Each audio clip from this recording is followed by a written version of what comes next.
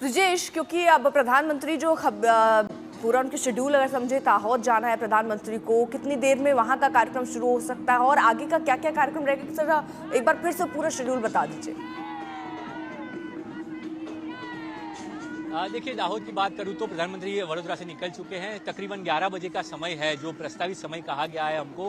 11 बजे प्रधानमंत्री दाहोद पहुंचेंगे। पहले जो रेलवे की जो इकाई है जिसका लोकार्पण होना है, उसका वो 15 मिनट दौरा करेंगे, जिसका शिलान्यास उन्होंने 3 साल पहले किया था और अब उसका लोकार्पण भी वो खुद कर रहे हैं। तो वो एक जो है वो प्लांट, रेलवे की जो इकाई है जो इंजन बनाती है, लोको इंजन बनेगा, जो पहला इंजन बन चुका है उसकी आज जो है हरी झंडी दिखाएंगे। तो वो वहां से प्रधानमंत्री देखेंगे और प्रधानमंत्री 15 मिनट के निरीक्षण के बाद फिर जो खरोड़ में जनसभा है, दाहोद के खरोड़ में जो है वो जनसभा का जो स्थल है वहां पे पहुंचेंगे और वहां पे वो 1.5 से 2 लाख की जो मेदनी हो जनसंख्या होगी उसको संबोधित करेंगे। बड़ी तादाद में लोग वहां पे पहुंचे। आदिवासी बहुल इलाका है और दाहोद ऐसा जिला है जो सीधा मध्य प्रदेश से जुड़ा हुआ है और आदिवासी बहुल इलाका है। तो वहां पे आदिवासियों के विकास के लिए, उनके उत्थान के लिए किस तरह की बात गुजरात सरकार ने की है, भारत सरकार ने की है, उस पर उनका फोकस रहेगा। चाहे वो रेलवे परियोजना की बात हो, जलापूर्ति की बात हो, सभी विकास परियोजनाओं की बात प्रधानमंत्री वहां से करेंगे। वहां पे जो है वो 12 से 12:30 तक का जो है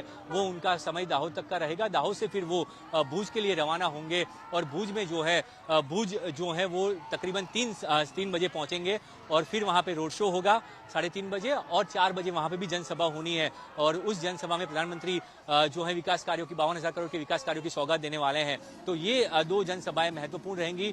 भूज का मैंने पहले भी आपको बताया कि कच्छ किस तरह से जो है विकास से थोड़ा पिछड़ा हुआ जिला था और वहां पे किस तरह से विकास परियोजनाओं की जड़ी लगाई गई तत्कालीन मुख्यमंत्री नरेंद्र मोदी के द्वारा और अब उसको कैसे आगे बढ़ाया जा रहा है, कैसे उसको विश्व फलक पे ले जाया गया, उसकी बात प्रधानमंत्री वहां से करेंगे। और शाम को 7 बजे जो है वो अहमदाबाद लौटेंगे और अहमदाबाद में 3 किलोमीटर लंबा रोड शो होना है जिसमें 50,000 लोग जो हैं वो जुड़ेंगे और प्रधानमंत्री का अभिवादन करेंगे। तो ये आज का कार्यक्रम है। कल भी इस तरह एक रोड शो होगा गांधीनगर में और फिर गांधीनगर में शहरी विकास परियोजनाओं का जो कार्यक्रम है उसमें प्रधानमंत्री संबोधन करेंगे और उसके बाद वो दिल्ली के लिए रवाना होंगे। ब्रिजेश, जरा ये बताइए, ये प्रधानमंत्री का जो ये कार्यक्रम था, ये पहले से तय था, बाद में इसकी थीम डिसाइड की गई होगी ऑपरेशन सिंदूर के बाद? देखिए, पहले जो प्रोग्राम थे सिर्फ 2 ही कार्यक्रम थे। भूज और दाहोद में जो है प्रधानमंत्री विकास परियोजनाओं का जो है जनसभा को संबोधित करने वाले थे। फिर उसके बाद जो है पिछले सप्ताह ये पूरा कार्यक्रम डिजाइन किया गया जिसमें वो वडोदरा आते हैं। वडोदरा सिर्फ उनका स्टॉप ओवर है, यहाँ पे उनका प्लेन उतरा, यहाँ से वो अपने वायुसेना के हेलीकॉप्टर में दाहोद गए। तो वो सिर्फ स्टॉप ओवर का टाइम था, उसी में जो है प्रधानमंत्री ने ये रोड शो किया 1.5 किलोमीटर का। ठीक उसी तरह जो है वो दाहोद से वडोदरा आएंगे, वडोदरा से फिर भूज जाएंगे। तो ये पूरा कार्यक्रम बाद में तय किया गया है। जो रोड शो किए गए हैं, रोड शो पहले से प्रस्तावित नहीं थे। ऑपरेशन सिंदूर के लिए रोड शो फिर जो है वो बाद में प्रस्तावित किए गए, क्योंकि प्रधानमंत्री की सुरक्षा की भी बात आती है, उनकी सिक्योरिटी भी देखनी है और साथ में जिस तरह से अपने पाकिस्तान के साथ जो अभी के तनावपूर्ण माहौल अभी कुछ दिन पहले थे, तो और गुजरात जो है वो सीमावर्ती राज्य है, तो ये सारी चीजें भी ध्यान में रखनी होती हैं। तो उसकी वजह से वो पहले डिसाइडेड नहीं किया गया था और आखिरी मोमेंट पे उसकी मंजूरी दी गई और उसके बाद जो है वो रोड शो प्रस्तावित किए गए। और रोड शो का जो आयोजन है, 3 रोड शो, वडोदरा, भूज और अहमदाबाद, 3 रोड शो का आयोजन किया गया है। ब्रिजेश, जरा ये बताइए, क्योंकि प्रधानमंत्री नरेंद्र मोदी ऑपरेशन सिंदूर के बाद हमने देखा किस तरह से वो आदमपुर एयरबेस पहुंचते हैं, एक संदेश देते हैं, जवानों से मिलते हैं, एक संदेश देते हैं। आज जब वो गुजरात के दौरे में है, तो क्या कोई ऐसा कार्यक्रम भी है, जवानों के साथ मुलाकात या कहीं ऐसी जगह जाना जो एक अलग मैसेज देता हो, या सिर्फ सौगात है और उसमें ये एडिशनल आप रोड शो वगैरह जो बता रहे हैं इसको ऐड किया गया?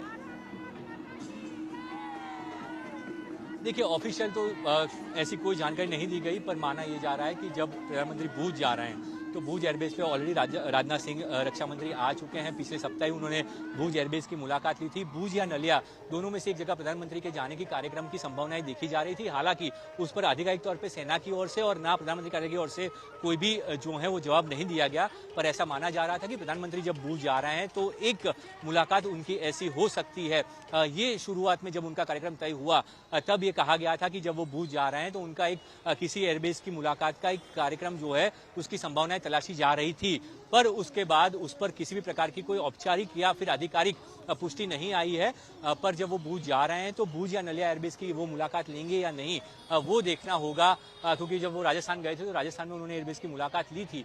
तो आज जो है वो भूज और नलिया ये दो एयरबेस थे कि जहां पे पाकिस्तान ने कहा था कि हमने अटैक किया है, और भारतीय रक्षा मंत्रालय की भी जब प्रेस थी तब वहां पे कहा गया था कि इन दोनों को टारगेट बनाया गया था। तो क्या वहां पे प्रधानमंत्री जाएंगे, ये देखना दिलचस्प होगा।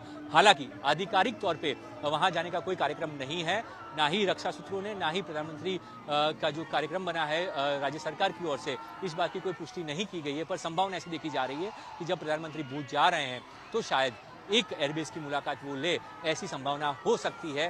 पर आधिकारिक तौर पे इसकी कोई भी जानकारी अभी तक नहीं है। बिल्कुल। और ब्रिजेश, देखिए यहाँ हम रोड शो तो देख रहे हैं, जिस तरह से ज़बरदस्त स्वागत हो रहा है प्रधानमंत्री का, लेकिन सबसे ज़्यादा नज़र होगी प्रधानमंत्री जब संबोधित करेंगे, क्योंकि पिछली बार जब प्रधानमंत्री ने संबोधित किया था तो उन्होंने कहा था कि अब मोदी की नसों में खून नहीं, गर्म सिंदूर बह रहा है। उम्मीद की जा सकती है कि प्रधानमंत्री आज भी कुछ ऐसा ही जोशीला बयान देंगे ताकि लोगों तक ये संदेश जाए कि कैसे भारत की तैयारी थी और कैसे पाकिस्तान को ध्वस्त किया। बिल्कुल, देखिए आज के दोनों संबोधन जो रहेंगे, भूज में हो या दाहोद में, अब से कुछ ही देर में वो दाहोद पहुंचेंगे 11 बजे। तो जैसे मैंने कहा कि दाहोद में जो जनसभा का संबोधन रहेगा उसमें विकास कार्यों की बात वो जरूर करेंगे। विकास कार्यों की सौगात देने आ रहे हैं तो विकास कार्यों की बात जरूर होगी, पर ऑपरेशन सिंदूर का मैसेज भी जाना जरूरी है।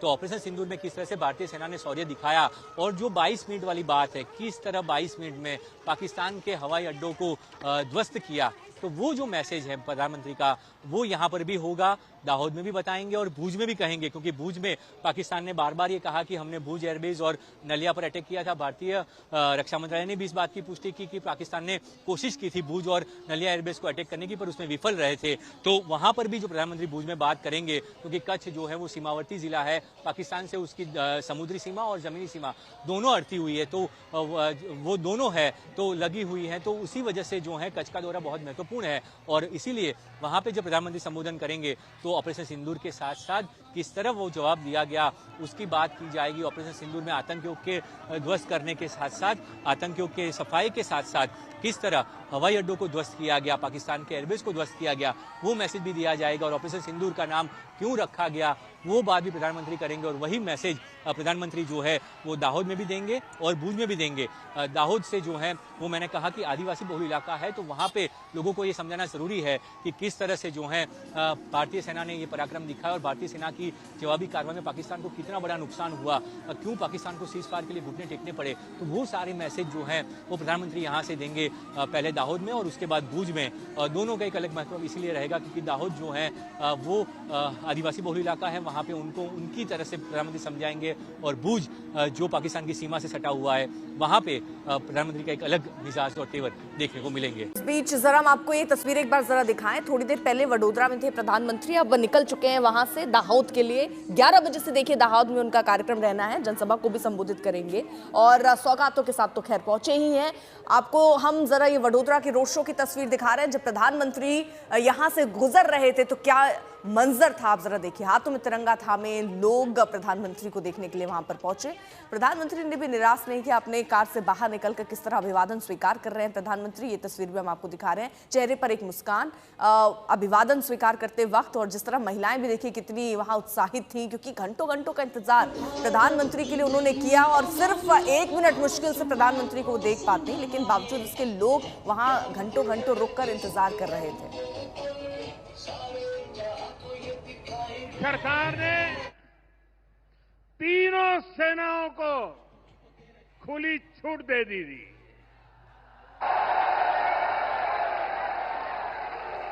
और तीनों सेनाओं ने मिलकर ऐसा चक्रव्यूह रचा कि पाकिस्तान को घुटने टेकने के लिए मजबूर कर दिया।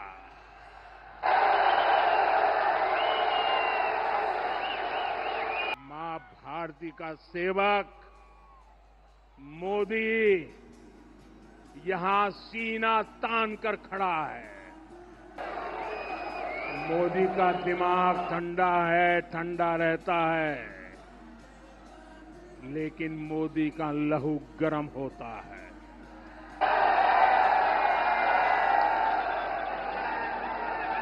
और अब तो मोदी की नसों में लहू नहीं, गरम सिंदूर बह रहा है।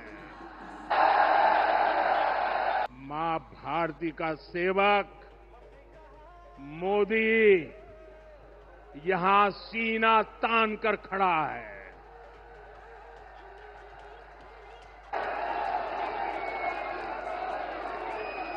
मोदी का दिमाग ठंडा है, ठंडा रहता है, लेकिन मोदी का लहू गर्म होता है।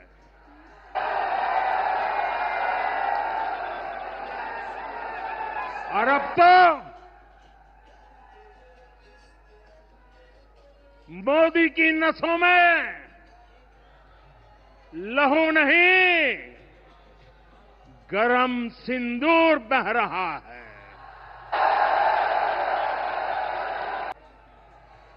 मैं देशवासियों से कहता हूं,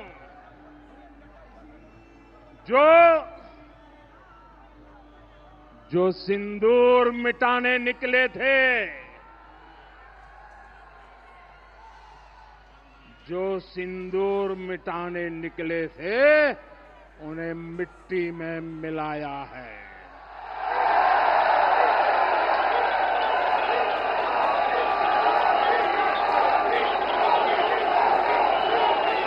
जो हिंदुस्तान का लहू बहाते थे,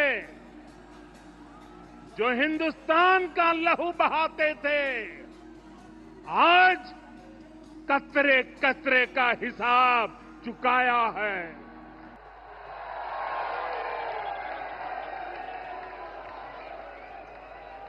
जो सोचते थे भारत चुप रहेगा, आज वो घरों में डूब डूब के पड़े हैं।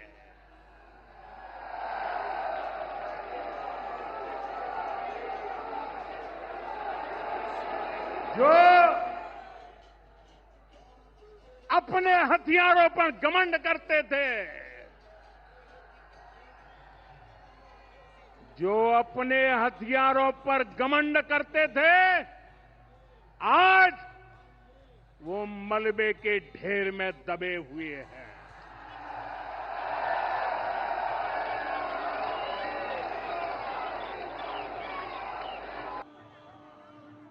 आपको बताएं, ये प्रधानमंत्री का उस वक्त का बयान है ऑपरेशन सिंदूर के बाद, लेकिन प्रधानमंत्री ऑपरेशन सिंदूर के बाद पहली बार गुजरात पहुंच रहे हैं और किस तरह गर्मजोशी से उनका स्वागत हुआ, ये तस्वीरें तो आप देख ही रहे होंगे। ऑपरेशन सिंदूर की यहाँ झलक भी दिखी, क्योंकि थीम यहाँ पर कुछ ऐसी रखी गई, महिलाएं सिंदूर लगाती हुई नजर आई।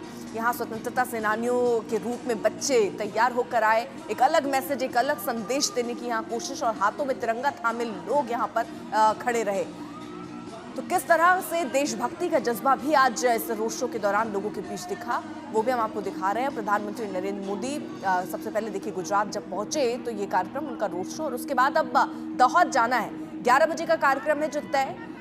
दाहोद में पहुंचकर एक जनसभा को संबोधित करेंगे प्रधानमंत्री नरेंद्र मोदी, और जो आगे के और कार्यक्रम है जिसमें अहमदाबाद का भी एक रोड शो है, उसमें अब अलग अलग झांकियां भी नजर आएंगी आपको। ब्रह्मोस के रफाल की झांकियां सी दिखेंगी। तो फिलहाल ये जो पूरा रंग है वो ऑपरेशन सिंदूर का यहाँ पर नजर आता है। और इस बीच हम आपको ये तस्वीरें, जब वो वडोदरा में रोड शो चल रही थी उस वक्त की हम ये तस्वीरें आपको दिखा रहे हैं।